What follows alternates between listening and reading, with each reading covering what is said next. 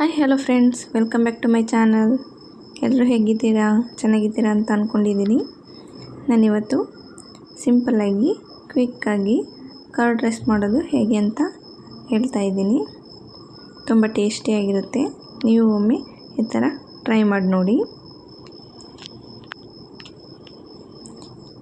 ಹೀಗೆ ನನ್ನ ವಿಡಿಯೋಗೆ ಸಪೋರ್ಟ್ ಮಾಡ್ತಾಯಿರಿ. ಲೈಕ್ ಮಾಡಿ, ಸಬ್ಸ್ಕ್ರೈಬ್ ಮಾಡಿ ಹೊಸಬರಾಗಿದ್ದರೆ.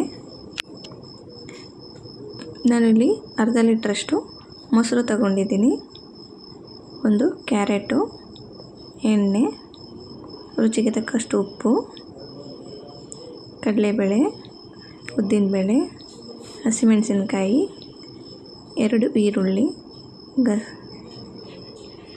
ಸಾಸಿವೆ, ಕೊತ್ತಂಬರಿ ಮತ್ತು ಕರಿಬೇವು. ಇವಾಗ ನಾನು ಅನ್ನನ ಮೊದಲೇ ಮಾಡಿ ಇಟ್ಕೊಂಡಿದ್ದೀನಿ. ಇದನ್ನ ಆರಾಕಿಟ್ಟಿದೆ, ತಣ್ಣಗಾಗಿದೆ. ಇದಕ್ಕೆ ಇವಾಗ ಮೊಸರೆಲ್ಲನ ಹಾಕಿ ನೀಟಾಗಿ ಕಲಿಸ್ಕೊಳ್ಳೋಣ.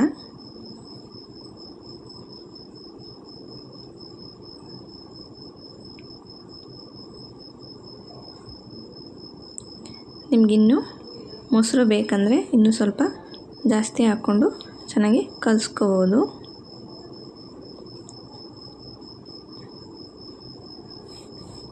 ನೀಟಾಗಿ ಈ ಥರ ಕಲಿಸ್ಕೋಬೇಕು.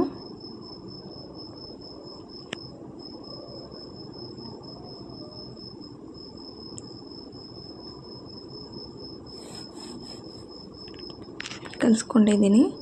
ಇವಾಗ ಹಚ್ಚಿಟ್ಕೊಂಡಂಥ ಈರುಳ್ಳಿ, ಕ್ಯಾರೆಟ್ ತುರಿ, ಕರಿಬೇವು ಮತ್ತು ಕೊತ್ತಂಬರಿ, ರುಚಿಗೆ ತಕ್ಕಷ್ಟು ಉಪ್ಪು ಇಷ್ಟನ್ನು ಹಾಕಿ ಮಿಕ್ಸ್ ಮಾಡ್ಕೊಳ್ಳೋಣ.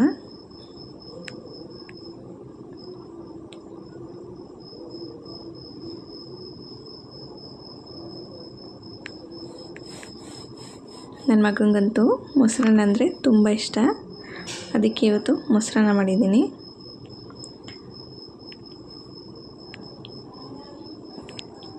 ಕ್ಯಾರೆಟ್ ತುರಿ ಎಲ್ಲ ಹಾಕಿ ಮಾಡಿದ್ರೆ ತುಂಬ ಚೆನ್ನಾಗಿರುತ್ತೆ. ನೀವು ಒಮ್ಮೆ ಟ್ರೈ ಮಾಡಿ. ಈಗ ಒಗ್ಗರಣೆ ಹಾಕೋಣ.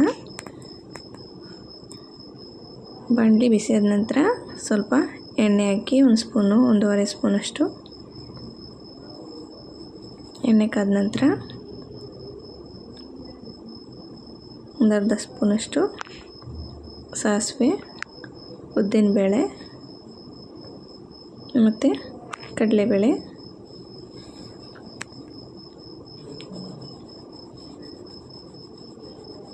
ಇಷ್ಟನ್ನು ಹಾಕಿ ಸ್ವಲ್ಪ ಫ್ರೈ ಮಾಡ್ಕೊಳ್ಳೋಣ.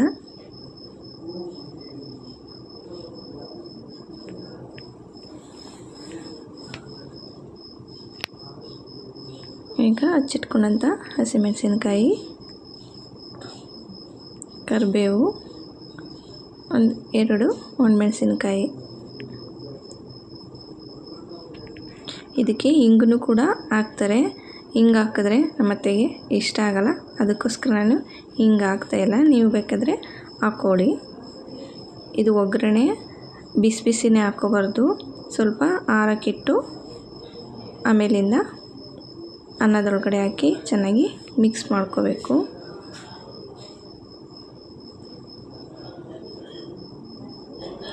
ಈ ಥರ ನೀಟಾಗಿ ಮಿಕ್ಸ್ ಮಾಡ್ಕೋಬೇಕು. ಮೊಸರನ್ನ ರೆಡಿಯಾಗಿದೆ. ಇದಕ್ಕೆ ಬೇಕಾದರೆ ದ್ರಾಕ್ಷಿ ಮತ್ತು ದಾಳಿಂಬೆ ಇದೆಲ್ಲನೂ ಹಾಕ್ಕೋಬೋದು, ಇನ್ನೂ ಚೆನ್ನಾಗಿರುತ್ತೆ. ಈಗ ಮೊಸರನ್ನ ರೆಡಿಯಾಗಿದೆ. ಈ ಥರ ನೀವು ಒಮ್ಮೆ ಟ್ರೈ ಮಾಡಿ ನೋಡಿ. ನನ್ನ ವಿಡಿಯೋ ಹೀಗೆ ನೋಡ್ತಾಯಿರಿ, ಲೈಕ್ ಮಾಡಿ, ಸಬ್ಸ್ಕ್ರೈಬ್ ಮಾಡಿ. Thank you. Bye bye.